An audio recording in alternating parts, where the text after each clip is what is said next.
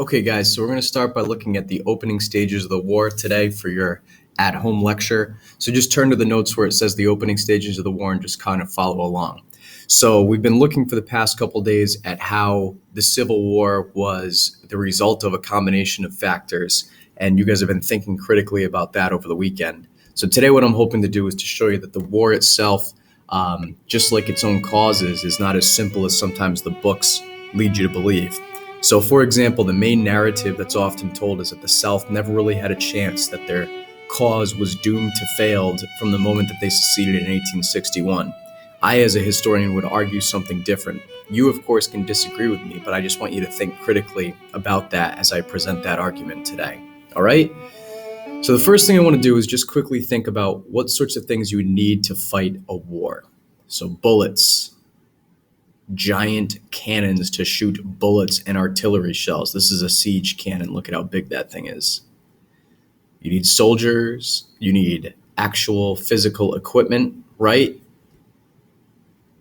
You need a cause. So for people in the North, and eventually the black soldiers that we talked about, putting an end to slavery is a good example of that.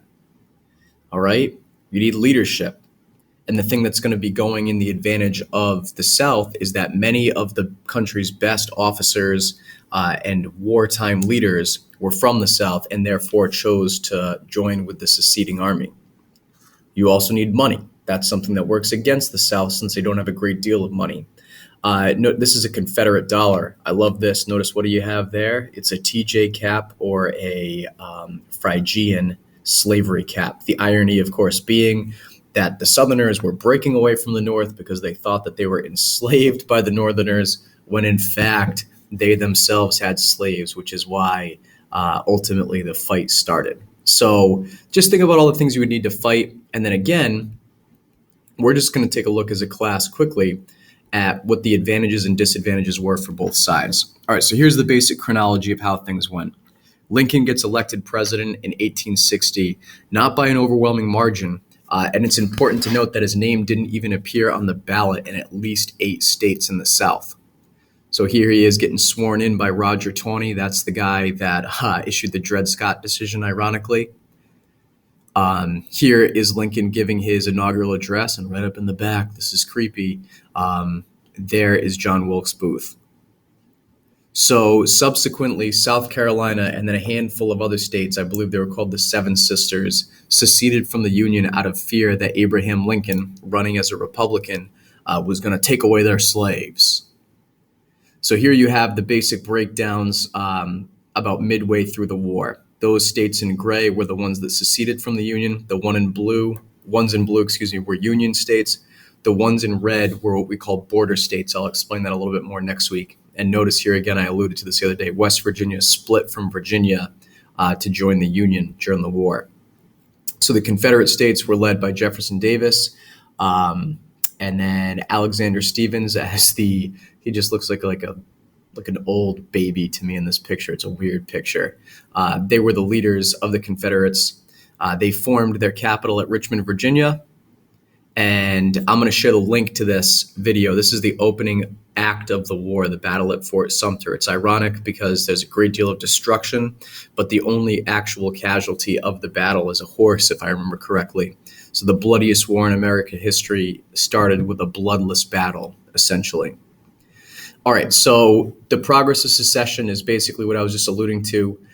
Those states in gray were the ones that seceded after the fall of Fort Sumter. And the ones that were blue, they seceded before the fall of Fort Sumter. So these were the initial ones to break away. That's South Carolina and the 6 or 7 sisters. And then those are the ones that seceded afterwards.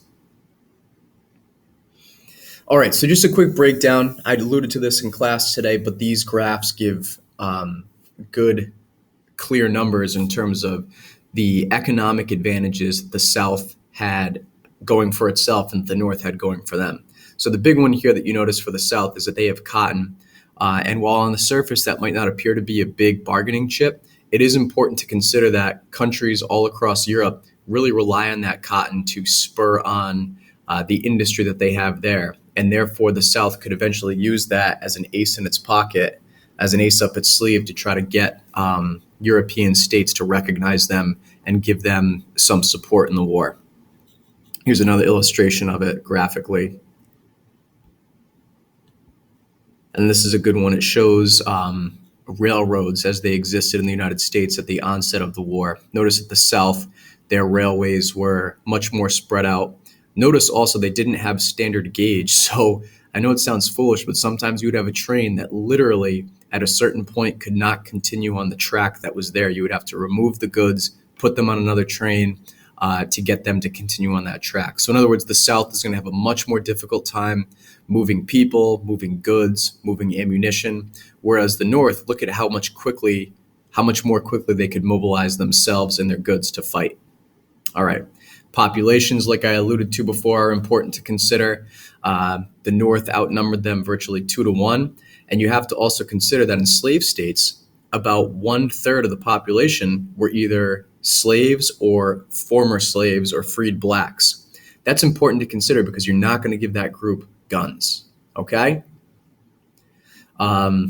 This is the type of labor that was accustomed to in the South. In the North, most people were farmers, but there was many other types of labor that was available from the North.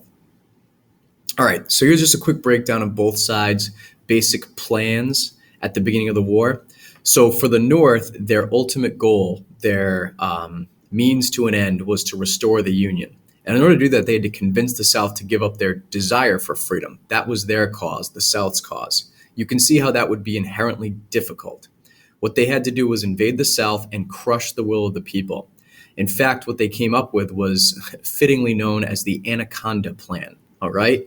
So basically what the Anaconda Plan was, the United States Army and Navy was going to try to encircle and blockade the South and essentially starve them out until they gave up. Now, of course, that's very difficult because to surround the South completely and take the Mississippi River is going to take huge amounts of manpower and infrastructure, especially in terms of ships and people and goods and supplies and so on and so forth. All right, so I'm going to pause this right now and finish up the rest of the video in part 2.